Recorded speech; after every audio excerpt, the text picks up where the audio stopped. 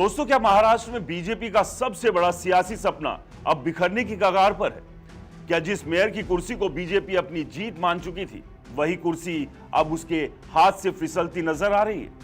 और सबसे बड़ा सवाल यह कि एकनाथ शिंदे ने ऐसा कौन सा सीधा संदेश दिया जिसने बीजेपी की पूरी प्लानिंग पर ब्रेक लगा दिया? क्यों शिंदे ने बीजेपी की शर्त ठुकरा दी? क्यों इशारों इशारों में साफ कह दिया कि न्याय नहीं है? और इसी बीच ओवैसी ने ऐसा कौन सा चैलेंज दे दिया जिससे महाराष्ट्र की राजनीति में नई लकीर खिंच गई? साथ ही शरद पवार के साथ होने वाली वो कौन सी मीटिंग है जो इस पूरे खेल को पलट सकती है? दोस्तों, भारतीय जनता पार्टी को लगा था कि खेल खत्म हो गया, मेयर किसके कहने से तय हो चुका है, लेकिन राजनीति में तय कुछ नहीं होता। आज हालात ये है कि बीजेपी का सपना टूटता हुआ दिख रहा है और एकनाथ शिंदे सीधे टकराव के मूड में नजर आ रहे हैं। आखिर क्यों शिंदे बीजेपी की बात मानने को तैयार नहीं? कौन सा डर, कौन सी मजबूरी और कौन सा सियासी अनुभव उन्हें पीछे हटने पर मजबूर कर रहा है? और इस पूरे संघर्ष के बीच ओवैसी का वो बयान, वो चुनौती जो बीजेपी के लिए नई मुश्किल बन चुकी है, इस पर भी बताएंगे आपको।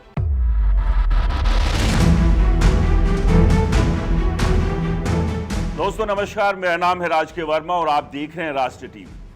दोस्तों, जिस कुर्सी को बीजेपी अपनी जीत मान चुकी थी, वही कुर्सी आज सवालों के घेरे में। जिस गठबंधन को मजबूत समझा जा रहा था, वही गठबंधन दरकता दिख रहा है। दरअसल भारतीय जनता पार्टी ये मानकर चल रही थी कि महाराष्ट्र के नगर निगम चुनाव के बाद अब खेल उसके हाथ में है। बीएमसी में बीजेपी लगभग तय मान चुकी थी कि मेयर उसी का होगा, लेकिन पार्टी ये समझ ही नहीं पाई कि एकनाथ शिंदे इस रास्ते पर चलने वाले नहीं हैं और शिंदे ने वही किया जिसकी बीजेपी को सबसे कम उम्मीद थी।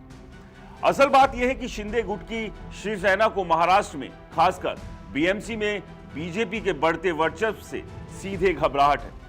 शिंदे किसी भी कीमत पर 2019 जैसी स्थिति दोहराना नहीं चाहते। यही वजह है कि बीजेपी और शिंदे गुट के बीच सुलह की गुंजाइश लगातार खत्म होती जा रही है। दोस्तों, नतीजा यह है कि बीजेपी के मेयर पर सीधा इनकार दिखाई दे रहा है, क्योंकि ये देरी ही बता रही है। अब यहां से स्थिति और गंभीर हो जाती है। बीजेपी भले ही कैमरों के सामने सब कुछ ठीक होने का दावा करे, लेकिन अंदर खाने हालात बिल्कुल उल्टे हैं। दोस्तों, सच्चाई यह है कि एकनाथ शिंदे ने देवेंद्र फडणवीस को साफ ना कह दिया है और यही बीजेपी के लिए सबसे बड़ा खतरा है। अगर शिंदे गुट जरा भी इधर से उधर हुआ तो सिर्फ मेयर की कुर्सी नहीं जाएगी, बल्कि बीजेपी की पूरी महाराष्ट्र रणनीति पर सीधा असर पड़ेगा। मेयर बनाने का सपना टूटेगा और सत्ता संतुलन विपक्ष के पाले में खिसक सकता है। और दोस्तों, याद रखिए, ये लोकसभा या विधानसभा का चुनाव नहीं, ये लोकल बॉडी का चुनाव है। यहां जोड़ तोड़, पलटी और चालें सबसे तेज चलती है। आपको याद होगा, जब अजीत पवार बीजेपी छोड़कर शरद पवार के साथ चले गए थे, तब बीजेपी ने लोकल लेवल पर पार्षदों को तोड़ने की कोशिश की थी। बाद में कांग्रेस ने कार्रवाई की। अब वही खेल दोहराया जा सकता है, लेकिन इस बार ओवैसी भी पूरी तरह तैयार है। ओवैसी साफ कह चुके हैं कि बीजेपी और एआईएमआईएम अभी साथ नहीं आ सकते। ऐसे में अगर बीजेपी शिंदे गुट या उसके पार्षद के जरिए वही प्रयोग दोहराती है जो 3 साल पहले उद्धव ठाकरे और शरद पवार के साथ हुआ था, तो उसे कड़ा विरोध झेलना पड़ेगा और तब मेयर सीधे महाविकास अघाड़ी का होगा। अब जरा अंदर की खबर समझिए। महाराष्ट्र में बीजेपी और शिंदे गुट की शिवसेना के बीच मतभेद इतने बढ़ चुके हैं कि यह माना जाने लगा है कि बीजेपी का मेयर सपना लगभग टूट चुका है। नगर निगमों में मेयर और स्थायी समिति अध्यक्ष जैसे पदों को लेकर टकराव खुलकर सामने आ गया। मुंबई में शिवसेना इन पदों पर अपनी पकड़ मजबूत कर रही है। ठाणे, जिसे शिवसेना का गढ़ माना जाता है, वहां बीजेपी दावेदारी कर रही है।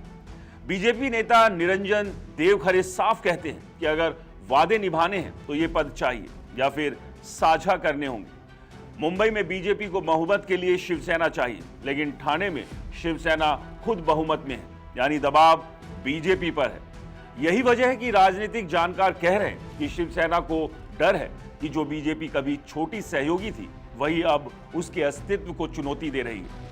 यही डर 2019 में उद्धव ठाकरे को बीजेपी से अलग होने पर मजबूर कर गया था। अब हालात पलट चुके हैं। आज शिंदे गुट खुद बीजेपी की बढ़ती ताकत से असहज है। महायुति के भीतर भरोसा कमजोर पड़ता दिख रहा है। उल्लासनगर में दोनों दल अलग अलग लड़े। बीजेपी को 37, शिवसेना को 36 सीट। बहुमत के लिए शिवसेना ने वंचित बहुजन पार्टी से संपर्क किया। कल्याण डोंबिवली में गठबंधन के बावजूद शिवसेना आगे है और मेयर वही चाहती है। शिवसेना यूबीटी भी अपने पार्षदों को जोड़ने में लगी है। यह साफ संकेत है कि जरूरत पड़ी तो शिवसेना विपक्ष से भी हाथ मिलाने को तैयार है। इसका मतलब साफ है कि महायुति में सिर्फ असंतोष नहीं बल्कि खुली टकराव की स्थिति बन चुकी है। सत्ता का संतुलन हर दिन बदल रहा है और इसी बीच ओवैसी ने पूरा खेल और मुश्किल कर दिया है। दोस्तों, एआईएमआईएम ने महाराष्ट्र में 125 सीटें जीती, जिसमें बीएमसी की 8 सीटें भी शामिल हैं। कुल मिलाकर पार्टी के पास करीब 200 पार्षद हैं। ओवैसी साफ कह रहे हैं कि बीजेपी को सत्ता से दूर रखने के लिए हर कड़वा घूंट पीने को वो तैयार है। वो खुद को सिर्फ मुसलमानों का नेता नहीं बताते। बिहार और महाराष्ट्र, इन दोनों जगह गैर मुस्लिम चेहरों की जीत इसका उदाहरण है। गोवंडी में विजय उबाले की जीत ने इस नैरेटिव को और मजबूत किया। दोस्तों, दिलचस्प ये भी है कि इस बार शिंदे गुट और शिवसेना यूबीटी, इन दोनों ने मुस्लिम उम्मीदवार उतारे हैं। तो दोस्तों, जब मुंबई जैसी माया नगरी में, जहां बीएमसी का बजट करीब 78,000 करोड़ रुपए है, मेयर और स्टैंडिंग कमेटी चेयरमैन जैसे पद दांव पर हो, तो ये लड़ाई सिर्फ कुर्सी की नहीं, सत्ता की नसों की है। अब असल सवाल आता है कि एकनाथ शिंदे अगला कदम क्या उठाते हैं, क्योंकि उनके सामने सिर्फ पद नहीं, पार्टी के अस्तित्व की लड़ाई भी है। खैर, आज की तारीख में एक बात साफ है कि बीजेपी का मेयर बनना आसान नहीं बल्कि बेहद मुश्किल हो चुका है। दोस्तों, आप इस पूरे सियासी संग्राम को कैसे देखते हैं? किसका मेयर बनेगा? हमें कमेंट्स में बताएं। और फिलहाल इस वीडियो में इतना ही। और हमारे चैनल राष्ट्रीय टीवी को इसी तरह की लेटेस्ट अपडेट के लिए सब्सक्राइब करना बिल्कुल ना भूलें। नमस्कार।